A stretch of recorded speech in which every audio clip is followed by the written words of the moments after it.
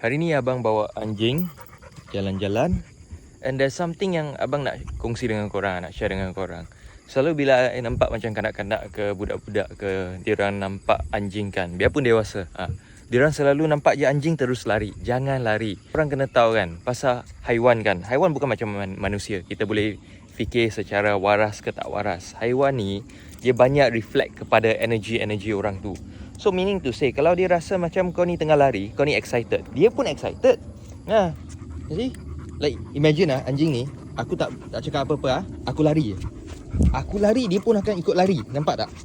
So it's like they reflect a lot on energy.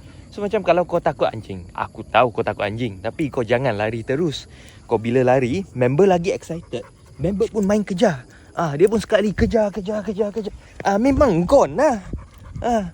Memang gone. So kalau nampak anjing, jangan lari. Either kau nampak anjing, kau kejar anjing tu. Kalau tak, kau just jalan je. Kau jalan slow-slow lalu. Kau slow-slow lalu je. Kau jangan main kejar. Tu je aku nak sampaikan. So lepas ni nampak anjing, takut, jangan tunjuk takut. Tu je.